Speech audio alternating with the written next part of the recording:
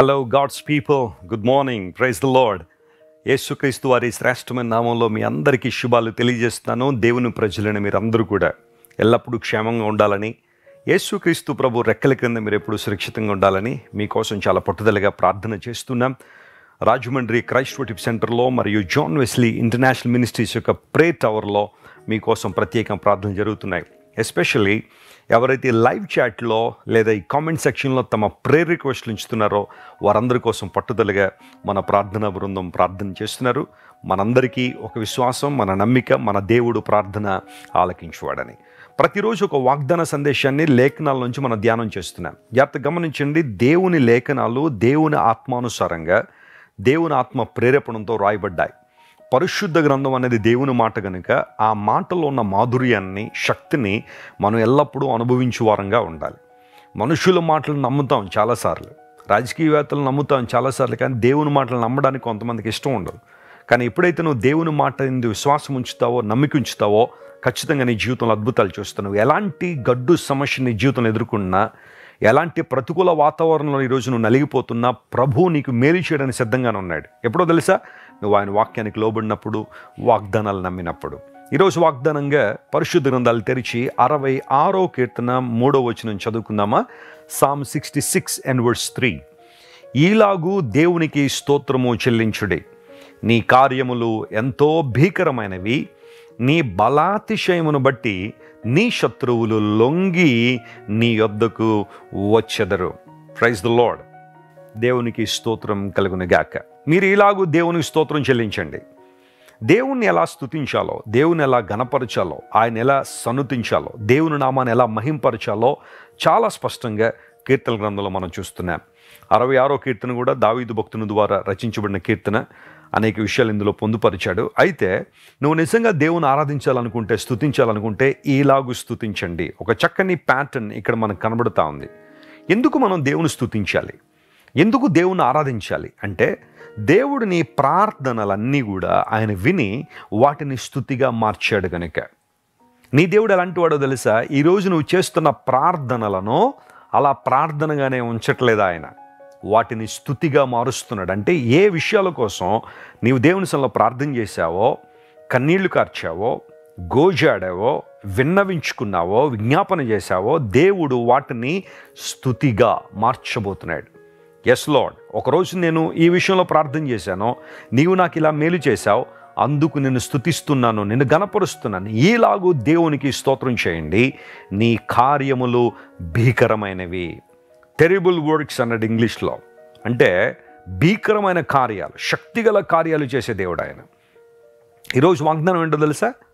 నీ దేవుడు పనిచేసే దేవుడు ఆయన. భీకరమైన కార్యాలు చేసే దేవుడు అనే ఆ మాటను హిబ్రూలో మనం చదివితే, కార్యములు అన్న చోట మెస్సెహ్ అనే పదం వాడబడింది. దానికి అర్థం యాక్షన్ అండ్ వర్క్. మన దేవుడు పనిచేసే దేవుడు ఆయన, నిలబడి చూసేవాడు కాదు ఆయన. కొన్ని సందర్భాల్లో కొంతమంది నిలబడి చూస్తూ ఉంటారు. ప్రమాదాలు ఇరుక్కుపోయిన వారిని కాపాడకుండా, రక్షించకుండా చోద్యం చూసేవాళ్ళు చాలామంది ఉంటారు. లేదా ఈ రోజుల్లో స్మార్ట్ ఫోన్లు వచ్చేసిన తర్వాత ఆ ఫోన్లో రికార్డింగ్ చేసి లైవ్లు పెట్టి ఆ పరిస్థితుల్లో నలిగిపోతున్న వారిని కాపాడకుండా అదేదో ప్రపంచానికి చూపించాలన్న ఆలోచన చాలామందికి ఉంది. గమనించండి ప్రియులారా, నీ దేవుడు అలా నిలబడి చూసేవాడు కాదు ఆయన. నీ కష్టాన్ని చూసి, నీ ఇబ్బందులను చూసి, నీ కన్నీటిని చూసి అలా నిలబడి ఉండేవాడు కాదు ఆయన. ఆయన ఖచ్చితంగా నీకు మేలు చేయడానికి ఇష్టపడుతున్న దేవుడు. బెతస్దా కోనేరు దగ్గర 38 సంవత్సరాల నుంచి పడి ఉన్నాడు ఒక ఆయన. 38 సంవత్సరాలు సుదీర్ఘమైన వ్యాధితో బాధపడుతున్నాడు. అనేక మంది అతనికి సహాయం చేయాలని ప్రయత్నం చేసి ఉండొచ్చు, కానీ ఎవరి వలన కాలేదు. యేసు ప్రభు అతనితో మాట్లాడుతున్నప్పుడు తన నిస్సహాయతను కూడా అతడు వెల్లడి చేశాడు. అయ్యా, నేను స్వస్థపరచబడాలని ఆశపడుతున్నాను, కానీ దేవదూత నీళ్లు కదిలించేసరికి ఎవరో ఒకరు దానిలో పడుతున్నారు, నేను మాత్రం అలాగే ఉండిపోతున్నాను, నాకెవరు సహాయం చేయట్లేదు. ఆయా సందర్భాల్లో నీ పరిస్థితి కూడా అలా ఉందేమో. ఆశ అయితే చాలా ఉంది, కోరిక అయితే చాలా ఉంది. దీవించబడాలని, ఆశీర్వించబడాలని, దేవుని చేతిలో వాడబడాలని, దేవుని చిత్తాన్ని నెరవేర్చాలని, ఆయన సంకల్పంలో ముందు కొనసాగాలని చాలా చాలా ఆశ నీకుంది. కానీ ఏదో రకమైన ప్రతికూలత, ఏదో రకమైన ప్రతిబంధకం నేను వెనకకు లాగుతుంది. అయితే దేవుడు నీ పక్షంగా మేలు చేస్తున్న దేవుడు, తన భీకర కార్యాలు నువ్వు చూడాలని దేవుడు ఆశిస్తున్నాడు. బెతెస్దా కోనేరు దగ్గర పడిపోయిన వ్యక్తిని ప్రభు లేవనెత్తాడు, తన మహిమార్థం వాడుకున్నాడు. ఈరోజు నిన్ను నన్ను లేవనెత్తడానికి ఈ లోకానికి వచ్చిన దేవుడు ఆయన పని చేసే దేవుడు. ఆమేన్. ఆయన సృజించిన దేవుడు, సృజనాత్మకత కలిగిన దేవుడు ఆయన. ఆదికాండం 1వ అధ్యాయాన్ని జాగ్రత్తగా మనం పరిశీలన చేస్తే వెలుగు కలుగును గాక అని పలుకుగా వెలుగు కలిగెను అని బైబిల్లో రాయబడింది.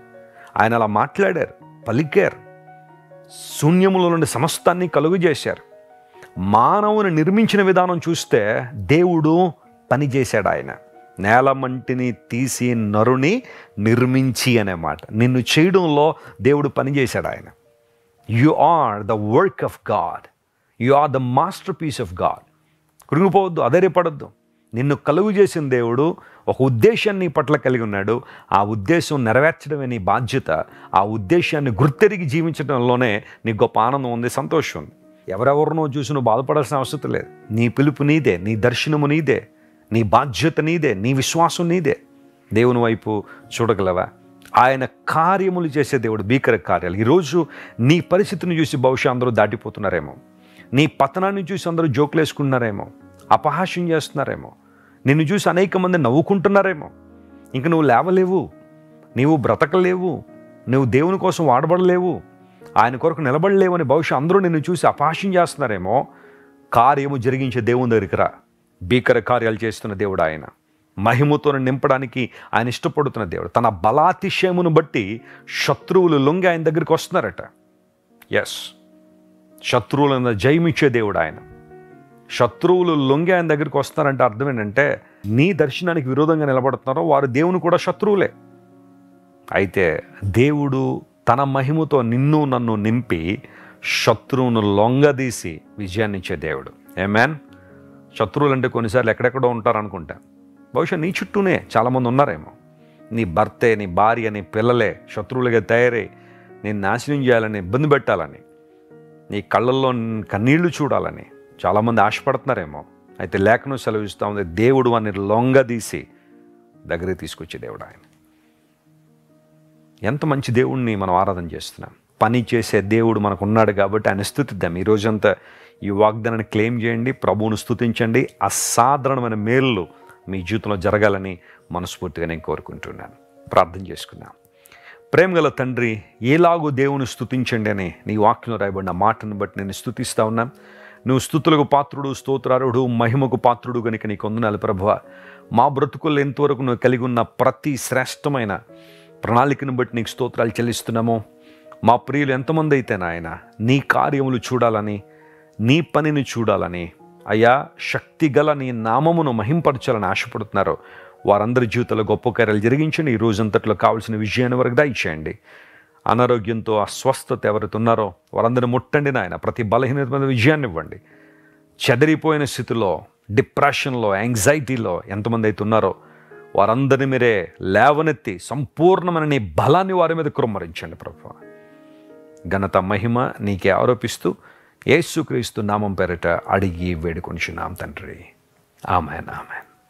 God bless you dear friends. Have a wonderful day. మీరు ఇంతవరకు విన్న దైవ సందేశం మరియు దేవుని సేవకులు చేసిన ప్రార్థన మీకు ఆశీర్వాదకరముగా ఉన్నదని విశ్వసించుచున్నాము.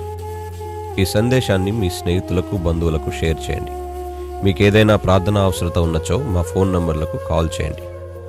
దేవుడు మిమ్మల్ని ప్రేరేపిస్తే విశ్వాసంతో సాగుచున్న ఈ పరిచర్యను ప్రోత్సహించండి. మరిన్ని వర్తమానాలు, పాటలు వినుటకు జాన్ వెస్లీ మినిస్ట్రీస్ అను మా యూట్యూబ్ ఛానల్ను సబ్స్క్రైబ్ చేసుకొనండి. ప్రభువైన యేసుక్రీస్తు కృప మీకు తోడైండును గాక.